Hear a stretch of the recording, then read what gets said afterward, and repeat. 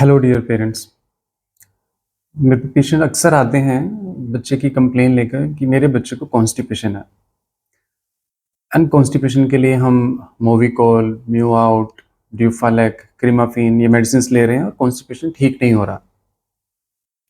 Dear parents, constipation is not a disease to be corrected by the medicine. आप कितनी भी दवाई ले लीजिए, मेडिसिन से ये ठीक नहीं होने वाला। कॉन्स्टिपेशन एक लाइफस्टाइल डिसऑर्डर है and lifestyle changes are for life. तो जब किसी बच्चे को कॉन्स्टिपेशन होता है, उसके पीछे कहीं ना कहीं दूसरे कारण होते हैं जो आपकी लाइफस्टाइल से रिलेटेड हैं। It's not the lack of medicine कि आपने मेडिसिन नहीं दी या मेडिसिन कम दी या ज़्यादा दी, उसकी वजह से ठीक होना चाहिए था। कॉन्स्टिपेशन में मेडिसिन आपको सिर्फ टाइम देती है कि आप 4 चीज़ें ठीक कर सकें। वो 4 चीज़ें क्या हैं? पहली, फिजिकल एक्टिविटी, जिसमें बच्चों की एक्टिविटी बहुत अच्छी रहती है। हम बड़े जो हैं, हमारी सेडेंटरी लाइफ होती है, तो हमारे लिए कॉन्स्टिपेशन का एक कारण सेडेंटरी लाइफ है या लैक ऑफ एक्टिविटी। अगर आपका बच्चा भी ज़्यादा सेडेंटरी लाइफ लेता है तो उसको भी कॉन्स्टिपेशन हो सकती है। दूसरा, lack of clear liquids. Constipation में पानी की कमी एक बहुत बड़ा कारण है आज की डेट में। बहुत से बच्चे पानी अच्छे से नहीं लेते हैं और कुछ पेरेंट्स दूध बहुत ज़्यादा देते हैं, थिंकिंग इट टू बी कि मेरे बच्चे ने बहुत अच्छे से लिक्विड ले लिया। Milk replaces your child's diet, और मिल्क में ऑलमोस्ट 1% या उससे कम भी सॉलिड होता है और it leads to more constipation. तो क्लियर लिक्विड, जिसमें आपका यूरिन का कलर लाइट रहना चाहिए, इतना लिक्विड लेना है आपको। और एक साथ ज़्यादा पानी पीने से कॉन्स्टिपेशन नहीं खत्म होती।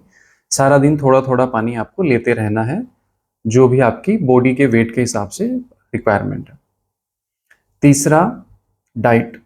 डाइट में भी 3-4 चीज़ें हैं। एक, फाइबर रिच डाइट होना जरूरी है। ऐसी डाइट नहीं चाहिए जिसमें एग है, मीट है, फाइबर्स नहीं है, या मिल्क बेस्ड डाइट है। जैसे काफ़ी बच्चे आते हैं 1.5 साल के, 2 साल के, कि मेरा बच्चा तो दिन में 1 लीटर दूध लेता है, दूध के बिना रहता ही नहीं है। So that is one reason. और ज़्यादा दूध देने से कॉन्स्टिपेशन के अलावा अनीमिया भी होता है। और आप दूध में सारे न्यूट्रिएंट्स नहीं हैं तो आपके बच्चे को दूसरी न्यूट्रिशनल डेफिशिएंसीज भी होने के चांसेस रहते हैं। तो डाइट में दूसरा, खाने को अच्छे से चबा के खाना। तीसरा, खाने का टाइमिंग्स, प्रॉपर गैप होना चाहिए एक मील और दूसरे मील के बीच में। तो दिन में 3 बार मील, और सुबह और दोपहर के मील के बीच में आप फ्रूट्स दे सकते हो। दोपहर के और रात के खाने के बीच में शाम को आप फाइबर्स के फॉर्म में सैलेड्स ले सकते हैं। और चौथा, जो सबसे इंपॉर्टेंट है, वो है टॉयलेट ट्रेनिंग।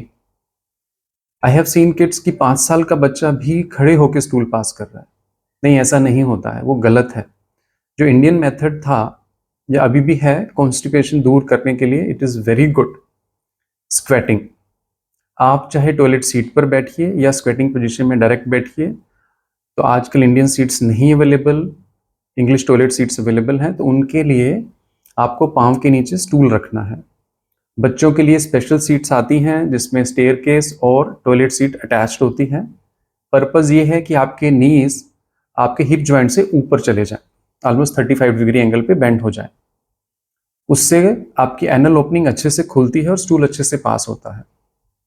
अब इन चारों का लाइफस्टाइल चेंज से रिलेशन है, and these changes are for the life.